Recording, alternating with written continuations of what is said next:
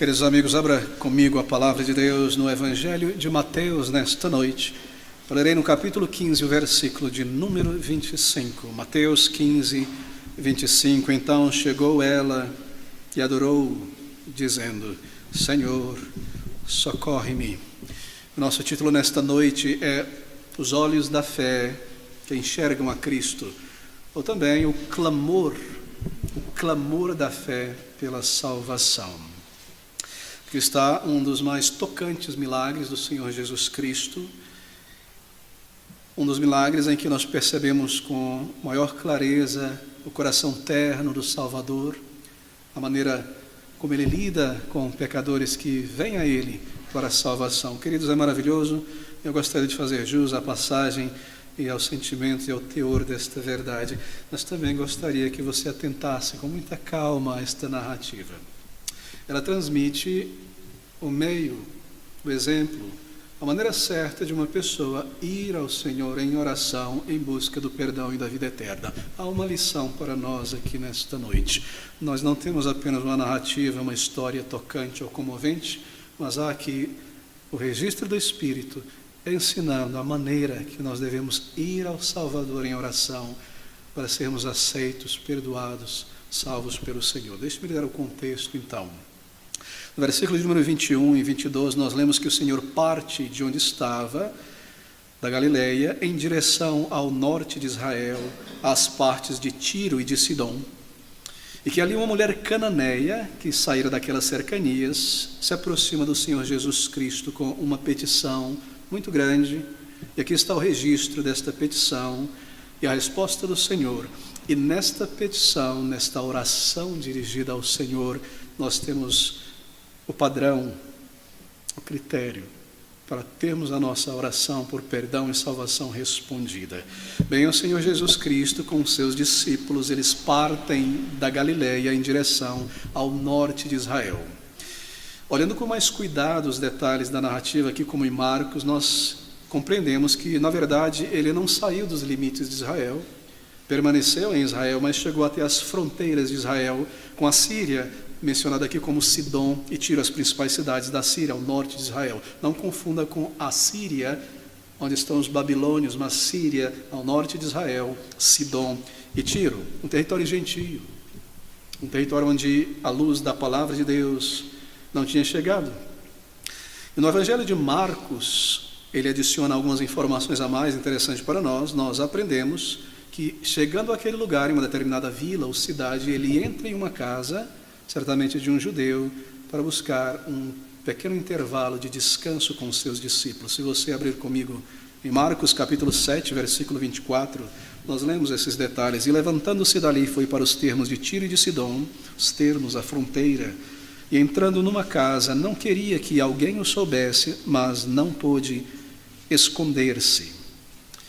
No final da sua jornada, talvez de alguns dias até aquele lugar, ele busca uma certa privacidade, um pouco de descanso.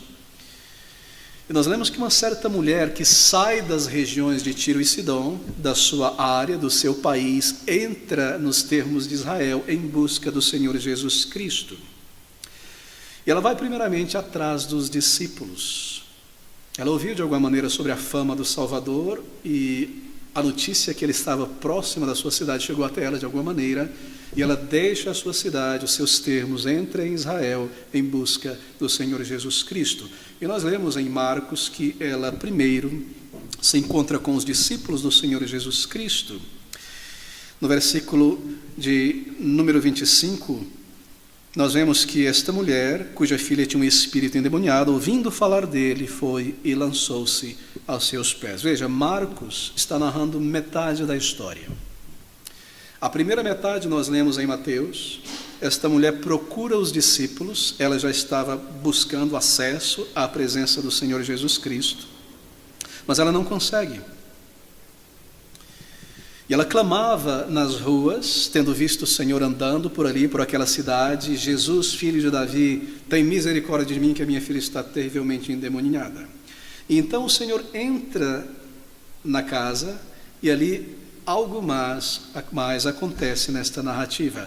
Primeiro ela vai aos discípulos, buscando acesso E ele respondendo, os discípulos dizem, os seus discípulos, chegando a ele, 23, rogaram-lhe dizendo, despede a que vem gritando atrás de nós. E não tendo conseguido uma audiência com o Senhor Jesus Cristo, quando ele está naquela casa, Mateus nos diz, e Marcos em particular, que ela entra dentro daquela casa e se lança então aos pés do Senhor Jesus Cristo. E esta petição é feita ali dentro daquela casa. Isso é importante entendermos esse cenário. No Evangelho de Marcos, nós lemos que ela faz uma pergunta ao Senhor Jesus Cristo, repetida aqui em Mateus também. Ela buscou o Senhor com o intuito de que ele fosse até a sua cidade, nos parece, deixasse Israel, entrasse naquela região e curasse a sua filha, talvez impondo as mãos sobre ela e expulsando aquele demônio.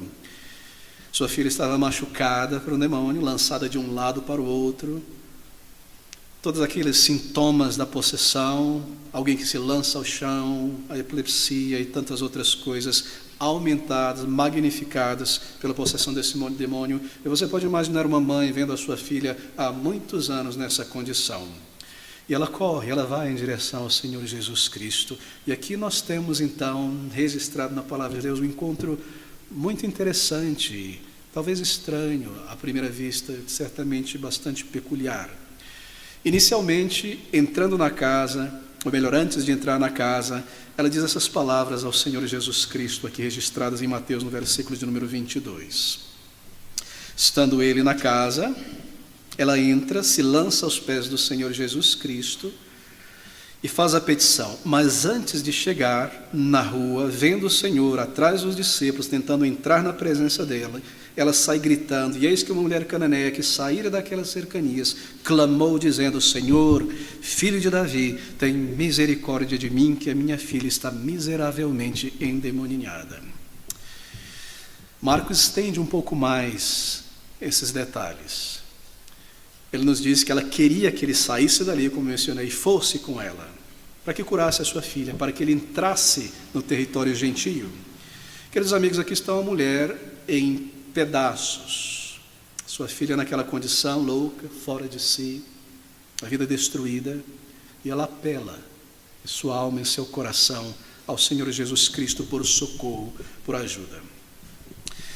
E nós lemos a maneira como ela fala, ela se dirige ao Senhor Jesus Cristo, e o registro dessas frases, desses diálogos, desses encontros do Senhor com certas pessoas, nos ensina muitas coisas. E se você considerar por um instante, a linguagem que esta mulher não judia usa é extraordinária, fora do comum.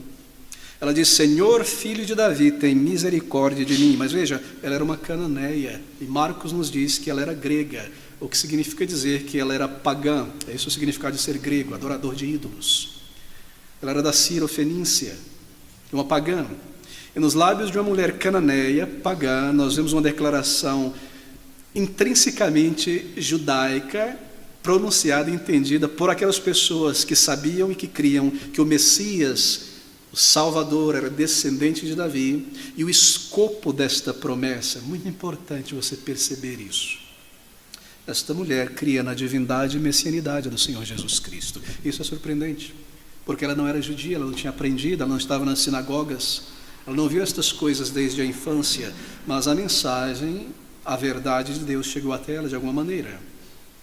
Nós não sabemos exatamente por que o Senhor foi para aquela região, mas nós podemos marcar isso, que ele certamente foi por causa desta mulher. Ele disse que não veio senão para as ovelhas perdidas da casa de Israel, mas ele vai até a fronteira de Israel com a Ciro-Fenícia, e nós sabemos que ele foi até ali atrás desta mulher. Observe como as palavras comunicam esses contrastes aqui.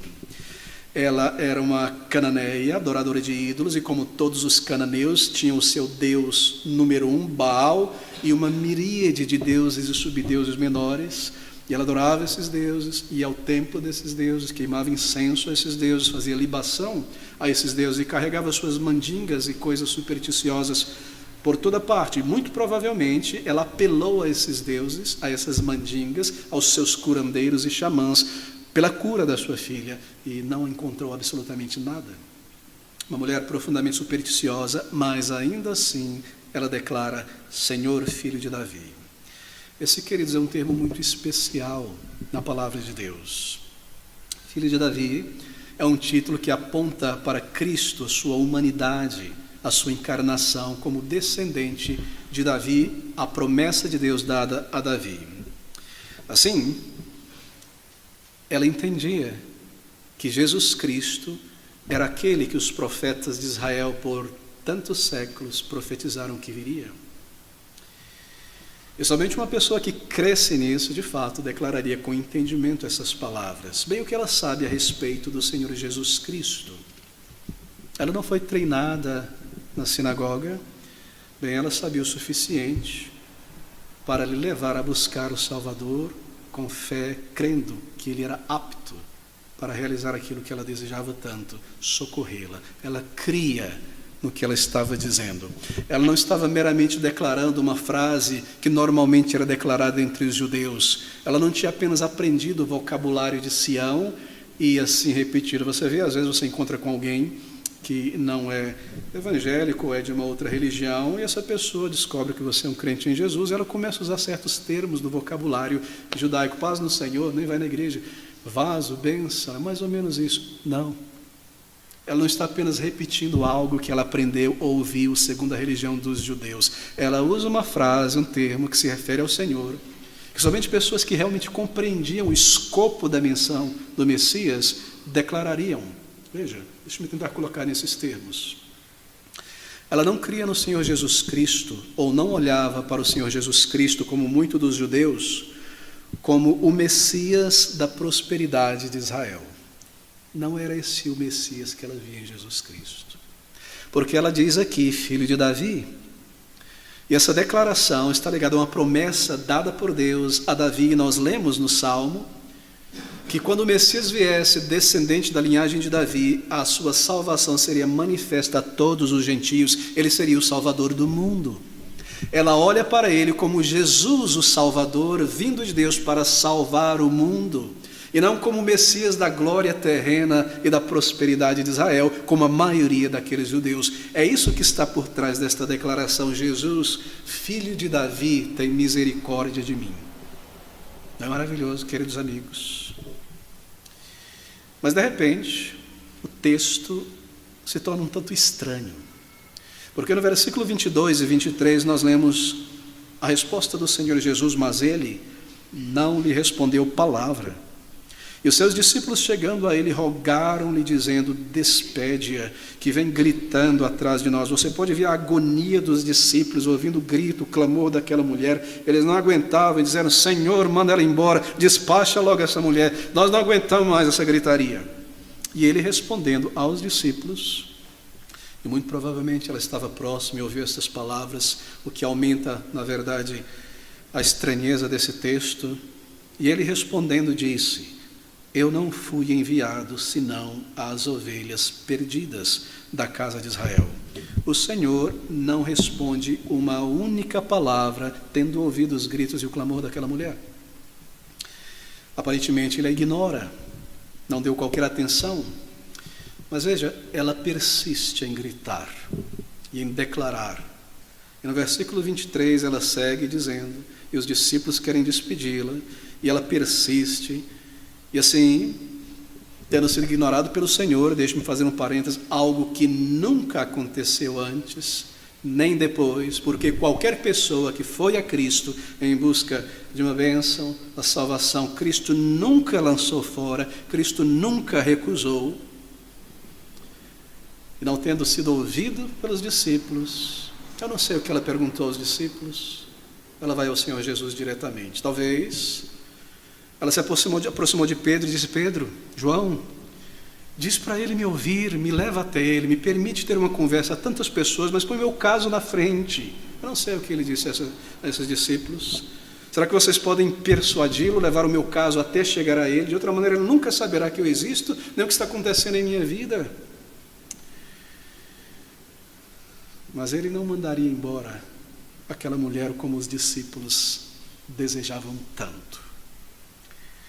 E assim, por um tempo, ele não diria absolutamente nada também para ela. Não é curioso? Por que isso? Porque ele não disse nada. Entenda isso. Aqui não está apenas a narrativa de um evento, esta é a palavra de Deus e este é o Evangelho. Isso foi feito propositadamente pelo Senhor Jesus Cristo, para que houvesse da parte daquela mulher uma ação, uma declaração, que pudesse ser trazida agora, Jesus tomar essa declaração e colocar diante dos seus discípulos, então ser registrada aqui, para que os discípulos entendessem, aqui está, esta é a maneira correta de buscar a salvação. Ele está produzindo, extraindo essa declaração, ele está dando a ela o conhecimento que ela necessita para pedir por perdão, por vida eterna. E assim, ele silencia-se por um instante e parece ignorá-la por um momento. Ele estava refinando, se eu posso colocar nesses termos, a maneira dela orar a Deus, aproximar-se de Deus, buscar por socorro. Em outras palavras, algo mais era necessário em sua petição, faltava-lhe algo. E querido amigo, talvez aqui esteja nesta noite a resposta para aquela tua pergunta na alma: por que é que eu busco a Deus, leio a palavra, vou à igreja e oro ao Senhor, mas parece que Ele não responde a minha oração? Porque é isso que eu ainda não tenho certeza de vida eterna, já que eu orei tantas vezes a Deus e confessei a Ele os meus pecados, eu creio no Senhor Jesus Cristo. Você percebe o que o Espírito deixou aqui? Esse é o Evangelho. E aqui está a resposta a esta questão. E se alguém se encontra diante dessa pergunta e dessa dificuldade, observe com muita calma, aqui está o Evangelho para você, para cada um de nós nesta noite. Faltava algo para que aquela petição fosse uma petição correta, completa, aceitável aos olhos do Senhor, para que então se tornasse uma petição modelo, que o Senhor pudesse dizer: aqui está, discípulos, registrem, isso deve seguir ao longo de toda a história, ensinando todos aqueles que buscam o Senhor, mas parecem não chegar lá, o que lhes falta, o que está errado na maneira em que eles se aproximam do Senhor, o que é necessário para a salvação. Algo mais ela deveria dizer, algo que tornasse a sua petição uma petição ideal e completa. Bem, na atitude dessa mulher, o que nós aprendemos aqui são certos quesitos, requerimentos para um pecador com uma necessidade em sua mão, perdão, ir ao Senhor Jesus Cristo para o perdão.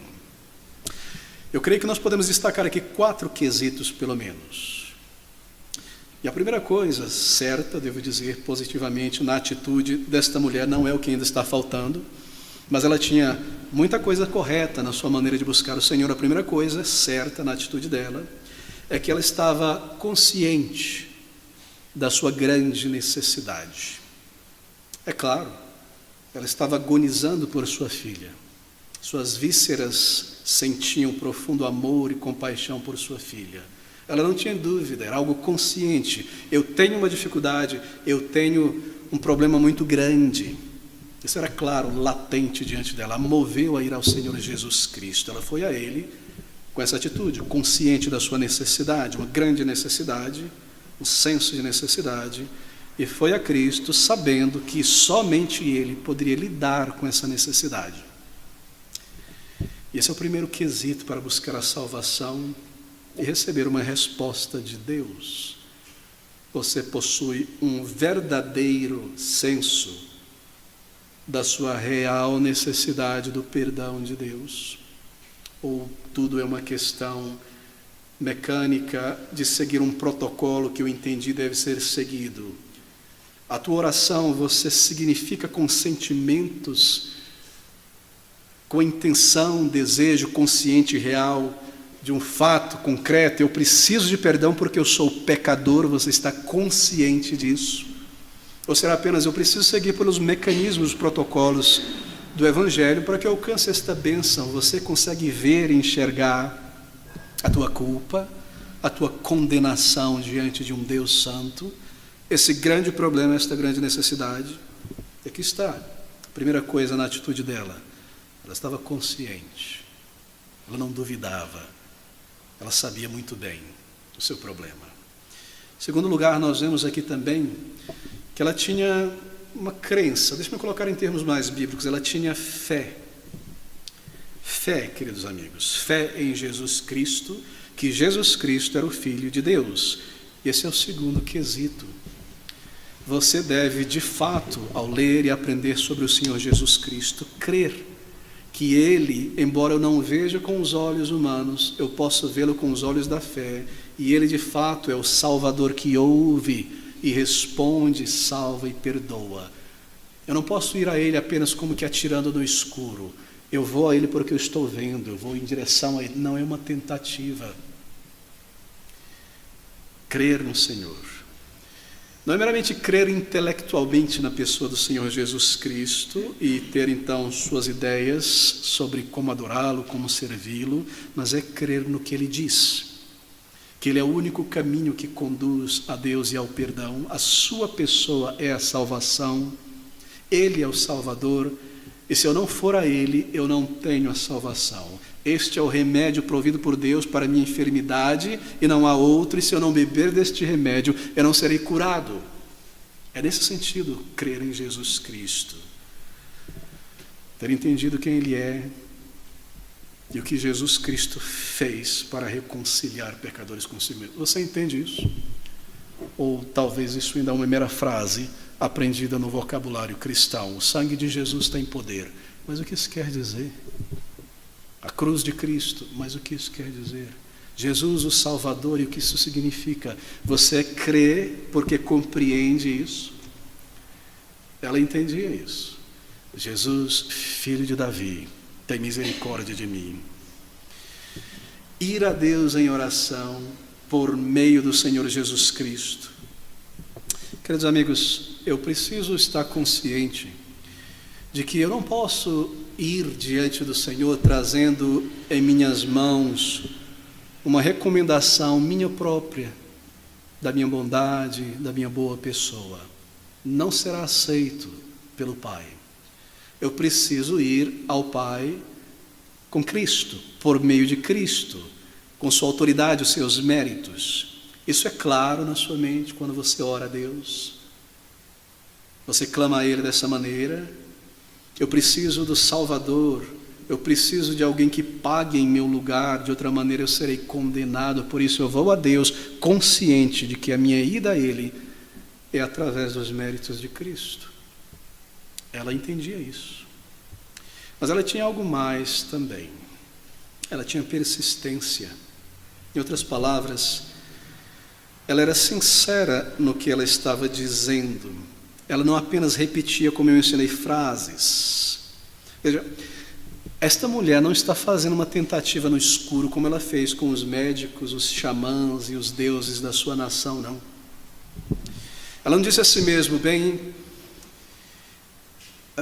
eu vou tentar. Quem sabe não dá errado e Ele me cura. Eu vou tentar. Pode ser, não tem outro recurso. Vamos tentar. Não, ela não foi a Cristo nessa atitude duvidosa, tentativa, no escuro. Dar uma chance a Deus, dar uma chance a Cristo. Ela tinha claro em sua mente que Ele é o Salvador e ela foi diretamente ao remédio, entendendo que aquele era o remédio. Não havia dúvida em sua mente e ela persistiu. E se você está buscando o Senhor Jesus Cristo, estas três coisas iniciais precisam, por necessidade, estar presentes. Eu reconheço a minha real necessidade. É perdão, é salvação. Se eu concluir a minha vida como um pecador neste mundo, eu estou condenado. E o meu destino será as chamas eternas. E o terror e a punição eterna. Eu não tento empurrar isso de lado, essa é a conclusão lógica do estado em que eu me encontro. Se eu trabalho para o pecado e vivo para o pecado, o resultado será a morte, o salário do pecado é a morte. Eu estou convicto, não fico empurrando o resultado desse silogismo para o lado. Eu entendo, eu vejo que eu sou um pecador e a conclusão é clara, eu estou condenado.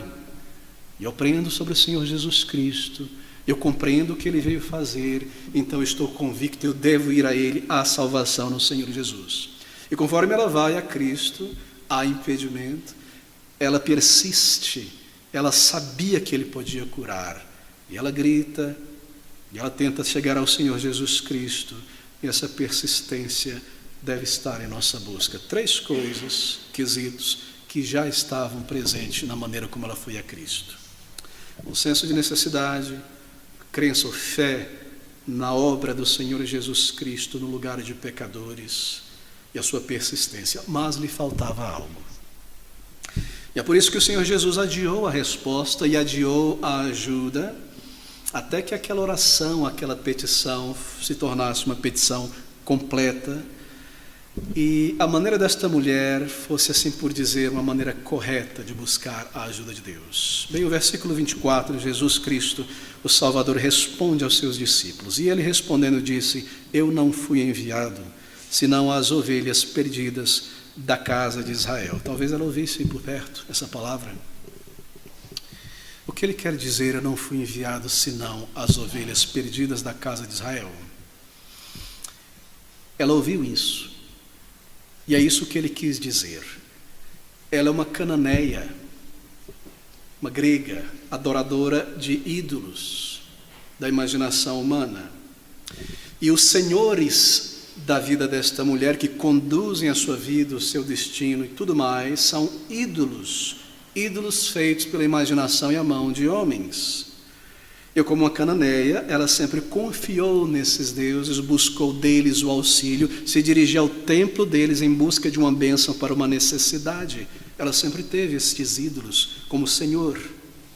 E assim, se estes são os teus senhores, e você serve a estes senhores, então você não pode ir a Cristo em busca da bênção da salvação. Você não pode servir a 2 senhores. Eu não vim senão para as ovelhas perdidas da casa de Israel. Senhor, me dá uma bênção. Eu venho a ti, Senhor, mas o meu Senhor é o meu ego, é este mundo, as minhas ambições carnais. E eu vou à igreja em busca de uma bênção do Senhor, de Deus. Eu não posso servir a 2 senhores. Eu não posso servir a um Senhor e buscar o benefício de outro. Às vezes eu trago essa ilustração, em outros textos já trouxe, mas ela é muito clara. Você se recorda nos anos 80, a corrida por ouro no Pará, chamada Serra Pelada, onde uma floresta inteira foi devastada em busca de ouro, e aqueles milhares de homens trabalhando ali. E você vê aquelas fotos, não, parecem formigas ali cavando, mas havia muita organização ali, aparentemente. E haviam grupos de trabalho seguindo um líder numa certa área. E se você trabalhasse minando ouro em um determinado buraco ali naquela área, ao final do dia você receberia uma porcentagem de tudo que foi coletado ali naquele ponto. Mas se você estava trabalhando e cavando e servindo aquele líder junto, tentando arrancar ouro dali, no final do dia, você não podia entrar na fila de um outro senhor, de um outro líder, só porque lá o resultado da coleta de ouro foi maior. É isso que ele está dizendo. Você serve aos teus deuses, você não pode vir buscar uma bênção do Deus verdadeiro.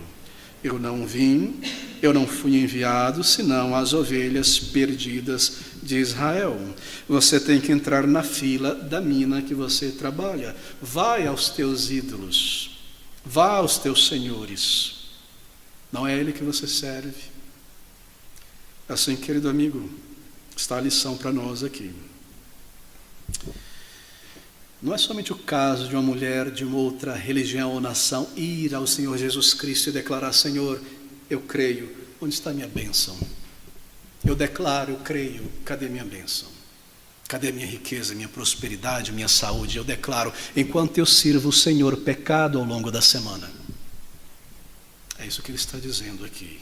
E talvez seja essa a razão do porquê muitos têm a sua oração barrada nas portas do céu. Eu estou consciente de uma necessidade, eu entendo que Cristo é poderoso, eu persisto em vir à igreja, mas eu estou servindo ao pecado e às minhas ambições. E no domingo eu vim na igreja adorar o Senhor e dizer Senhor, Senhor, e louvá-lo, e ao longo da semana eu sirvo a Eros. e a fornicação, e a sensualidade, e a pornografia. E eu quero a bênção da pureza, do lavar regenerador, do perdão que só Deus pode dar. Se eu sirvo a este Senhor, eu não posso receber nada deste Senhor. Talvez seja esta a razão. Eu busco a Deus e o perdão, eu estou consciente do meu pecado e da condenação, mas ao longo da semana eu sirvo Deus Mamon.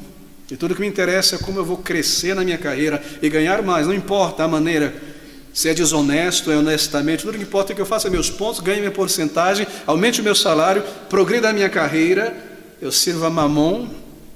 Então, no domingo, eu quero uma bênção de Jeová, de Deus. Não, você percebe a ilustração? Se uma pessoa, uma cananeia, uma idólatra, um mundano, um amante do pecado, deve primeiro desistir de suas superstições, lançar fora o amor pelo pecado. Para receber uma bênção do Deus vivo, eu preciso ir a Ele por inteiro, odiando e tendo nojo e negando e deixando para trás, ainda embora esteja preso, tudo aquilo que eu amei e servi que é contrário ao Senhor, à sua lei e à sua santidade. Eu devo ir a Ele desta maneira, com o desejo de virar as costas para esse mundo. Eu viro as costas para esse mundo e o rosto para Cristo. Eu vou como quem deixa para trás este lugar, esta cidade, esta cultura, este mundo, para ser perdoado e trazido para dentro de um outro mundo. Eu não vou apenas a Cristo buscar uma bênção e voltar para o mundo e me lançar na pocilga do pecado novamente. Talvez seja por isso que o céu está em silêncio à tua oração.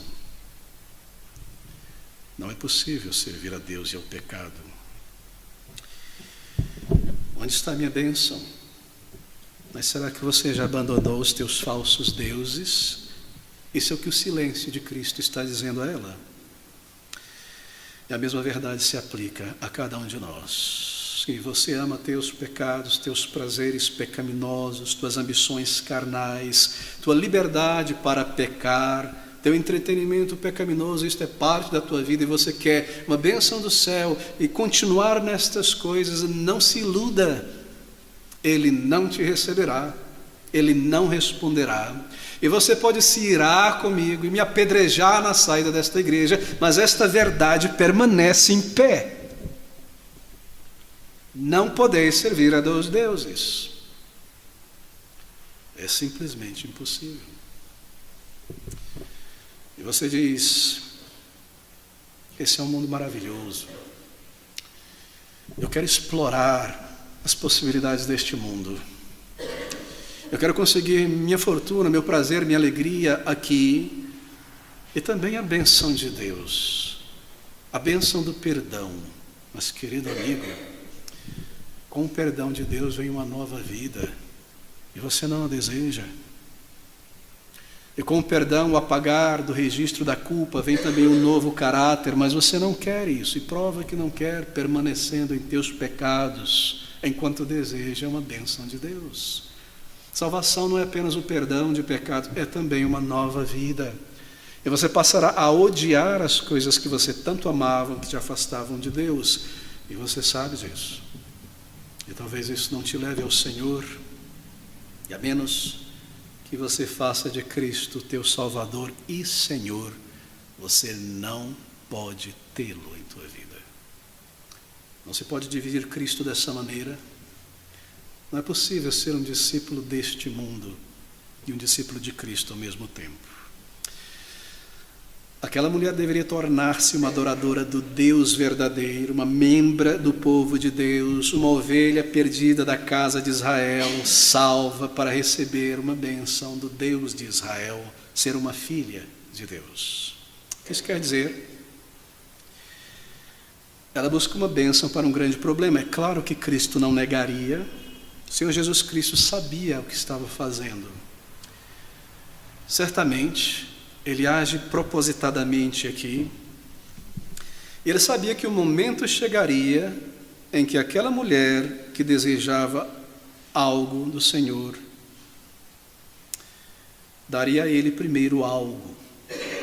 o seu coração por inteiro. Cristo não negaria isso. Ele poderia ter dado inicialmente a bênção menor da cura da sua filha. Mas veja, ele foi ali para salvar aquela mulher e fazer dela uma ovelha de Israel. Eu não vim senão para as ovelhas perdidas da casa de Israel. Ele iria salvar esta mulher. Ele está preparando ela para dar a resposta correta. Nós lemos que depois de ter tentado ter acesso ao Senhor para trazer diante dele o seu caso e não conseguido, o texto nos diz no versículo 25 que ela então entra na casa, como informa Marcos. Então chegou ela na casa e adorou. Marcos nos diz que lançou-se aos seus pés, adorou. Você sabe o que ela está fazendo aqui? Ela não está fazendo isso, bom dia, boa tarde, Senhor. Ela adora. Esse é um ato de adoração espiritual. Ela o adora como Deus, como Senhor, como Messias, como filho de Davi. Ela crê nele. Ela vai a ele assim. E ela se lança aos pés de Cristo. E ela clama por misericórdia. E o Senhor Jesus Cristo, de uma maneira muito surpreendente, depois de ter dado aquela resposta de silêncio, dá uma resposta verbal, agora direta, olhando nos olhos dela. Ele, porém, respondendo, disse: não é bom pegar no pão dos filhos e deitá-lo aos cachorrinhos. Como eu posso dar uma bênção para as ovelhas, das ovelhas para alguém que não é ovelha? Como eu poderia tomar as bênçãos que são do meu povo e dar a uma idólatra, a uma amante do pecado e dos ídolos? Você vê, ele está testando ela. Você percebe isso? Não somente ela deve ter um senso de necessidade, não somente ela deve crer que ele é o Filho de Deus de fato, Salvador, não somente persistência, porfiar por entrar pela porta estreita, buscar de todo o coração, mas também ela deve tê-lo como Senhor de sua vida. E essa é a resposta do Senhor Jesus, o sentido dela. Eu não estou dizendo que você deve submeter-se ao Senhor Jesus Cristo e o seu senhorio e então ir buscá-lo como Salvador. Não é isso que eu estou dizendo. Mas que conforme você se aproxima do Senhor para a salvação, você também se aproxima para lançar-se a Ele, pertencer a Ele e tê-lo como Senhor da tua vida. Isso vem junto. Você se arrepende diante do Senhor e você se entrega a Ele. E você se torna uma ovelha que ouve a sua voz e o segue e pertence a Ele. Você não pode guardar nada para servir a outros senhores. Ele conhece o coração. Será que você tem, ao ir orar ao Senhor Jesus Cristo, debaixo do casaco, guardado uma ambição, como se Deus não pudesse ver? Está tentando entrar no céu com um pecado específico que você tanto ama? Você será barrado ali. A oração não será respondida. Talvez essa, mais uma vez, seja a razão porque a oração de arrependimento de alguns não foi respondida. Você está tentando manter as opções abertas neste mundo. Mas agora veja a resposta desta mulher. E ela disse: sim, Senhor, mas também os cachorrinhos comem das migalhas que caem das mesas de seus senhores. Lá em Marcos é colocado algo mais: também os cachorrinhos se alimentam das migalhas que caem da mesa dos filhos. Sim, Senhor, é verdade o que o Senhor está dizendo. Eu concordo com o Senhor, mas os cachorrinhos comem das migalhas que caem da mesa de seus senhores. Tu és o meu Senhor, e eu sou o teu. Eu não sou mais uma adoradora de deuses estranhos e deste mundo e do pecado. Eu não participo mais daquelas orgias bacanais aos deuses gregos, envolvido em ídolos verdadeiramente. Tu és o Senhor da minha vida. Dá-me uma bênção. Dá-me uma bênção. Eu creio. Tu és o único caminho, o Messias de Deus, o Filho de Davi, meu Senhor, meu Mestre.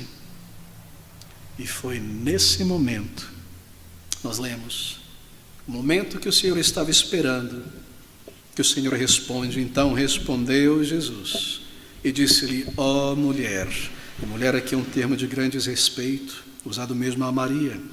Ó mulher, grande é a tua fé, seja isto feito para contigo como tu desejas. E desde aquela hora sua filha ficou sã. Sua filha foi restaurada. Ela foi para casa, voltou e encontrou sua filha restaurada. Ele a curou à distância. E nós aprendemos algo aqui. Para ter uma resposta ao meu clamor por perdão e vida eterna, eu preciso de fato encarar os meus pecados. Estar consciente de que se eu terminar meus dias no estado em que eu me encontro, um pé na igreja e um pé no mundo, eu serei lançado nas trevas exteriores. E eu não posso tirar isso da minha cabeça e colocar de lado e não querer pensar e fechar os olhos e apenas louvar e sentir. Eu preciso encarar este fato. Perdão, essa é a verdadeira necessidade da alma de todo homem nesse mundo. Uma nova vida, comunhão com Deus, ter a vida de Deus na alma, um novo caráter para conhecer, amar e servir a Deus. Então entender que Cristo é Deus o Salvador, como aquele ladrão salteador na cruz, tendo blasfemado, xingado, de repente caiu em si. Nós merecemos estar aqui, mas ele nenhum mal fez. Ele entendeu naquele momento, ele compreendeu e ele clamou. Ele é um membro da Trindade. Ele não é apenas Jesus, o Salvador, que está ali para me abençoar. Oh, Jesus, me ajuda, eu estou pecando, mas me livra disso aqui. Ele é o Senhor da glória. Ele é o eterno Deus que se fez homem. E ao ir a Ele, eu vou a Deus, que conhece a minha alma e o meu coração, que tem o poder para perdoar ou para reter os meus pecados de acordo com a minha resposta ao seu Evangelho. Eu vou neste temor santo. Eu vou com minha culpa e com meu desejo profundo, senso de necessidade por perdão. E porque eu vou, estou crendo. Veja, se essa mulher não cresce que o Senhor Jesus Cristo tinha poder para salvar, ajudá-la, ela teria ido embora no momento em que Cristo ficou em silêncio. Se ela estivesse apenas atirando no escuro uma tentativa, logo que ela ouvir essas palavras: eu não fui enviado senão as ovelhas perdidas da casa de Israel. Então vai lá, eu vou para casa, vou buscar os meus deuses. E depois de ter tentado pessoalmente, entrado aos pés de Cristo e adorado, cachorrinha, sai da casa, casa dos filhos. Ela teria se irado e ido embora. Ela sabia, ela cria. E assim que nós nos aproximamos, há uma mistura de fé, temor. Eu estou indo em direção a um fogo consumidor e eu sei que eu vou ser consumido. Mas esse é um trono de misericórdia também, onde há salvação. Há um temor, há uma convicção de eu não mereço, que a espada da justiça de Deus justamente está sobre o meu pescoço e que Ele pode me banir da sua presença. Mas eu creio, Ele disse: aquele que vier a mim não lançarei fora. Eu sou esse pecador, eu sou essa pecadora, e eu vou a Ele como eu estou, em temor, mas crendo, e eu me lanço a Ele pela fé no Senhor Jesus Cristo, e eu me entrego a Ele. Essa é a resposta. É isso que ela fez. Cristo Jesus. Pensa sobre a história das religiões. A cruz de Cristo brilha, se levanta acima de todas as religiões. Cada religião tem em sua raiz o seguinte ensino: siga esta cartilha e você melhorará e terá um lugar no céu. Faça esses exercícios espirituais e você ascenderá à eternidade. Você pode, você consegue. Somente a palavra diz: você está morto, é um pecador, cheira mal, não tem possibilidade alguma, você precisa de um Salvador. Clame a Ele por misericórdia. E quando você faz isso, diferente daquelas falsas promessas, você recebe perdão e uma nova vida que só Jesus Cristo pode dar pelos seus próprios méritos. É isso que ela fez. Ela foi a Cristo dessa maneira. Lhe faltava algo. Foi com esta fé verdadeira. Vá com esta fé verdadeira. Apesar da tua condição, Ele salva o pecador. Humilhe-se diante dEle. E quando você ouve essas palavras, cachorrinho, pobre, cego, nu, destituído, filho da perdição, não se ire, diga: é verdade, Senhor, eu mereço tudo isso. Mas o Senhor veio e a tua salvação brilhou ali de Jerusalém, de Israel, para todo o mundo. E eu pertenço a esse mundo, eu sou um verme deste mundo. Transforma-me em um filho de Deus e uma filha de Deus. Me perdoa, eu me entrego a Ti completamente. Você consegue compreender o problema aqui? O problema é o orgulho. Essa é a maior trincheira, o maior bastião, o maior forte castelo da alma humana. O orgulho. Você pode ver os milagres, ouvir a voz de Deus, mas este orgulho lhe manterá longe do Senhor, se você não lançar aos pés de Cristo, em auto-humilhação, em sincero arrependimento, em um clamor de fé, de profundo desejo. É a promessa de Cristo. É tão simples, é tão fácil, mas tão difícil por causa do nosso orgulho. Eu prefiro uma religião que me diz: saia daqui deste lugar, carregue uma cruz de madeira, esfole os pés e os joelhos, suba uma escadaria e chegue lá só no osso e você merecerá a salvação. Eu vou, isso não toca o meu orgulho. Eu prefiro uma religião que me diz: ascenda por meio desta cartilha esotérica e alcance a divindade. Eu posso fazer, eu irei. Eu não quero esta verdade que me abate, me mata e me diz: você está condenado e somente Cristo pode me salvar. Isso vai contra o meu orgulho. Eu não quero essa mensagem que diz que eu sou um sujo pecador diante de Deus. Esta que diz que está tudo bem, as pessoas são diferentes, cada um tem isso, tem aquilo, vive a tua vida, faça o melhor, isso é importante. Essa mensagem eu desejo, mas essa não é a mensagem de Cristo. E crer em Cristo é crer em Sua palavra. E crer em Cristo, crer em Sua palavra, é responder assim, como um pecador necessitado, crendo que há perdão ali naquela mão estendida, que pode me esmagar, que há ali perdão.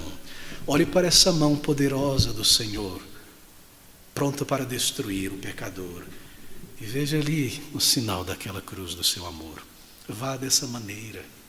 Vá dessa maneira, creia, se lance, rogue, então experimente o poder de Deus. Filha, mulher aqui, em outra circunstância, filha, uma ovelha de Israel, um verdadeiro filho de Deus, salvo à habitação do Espírito.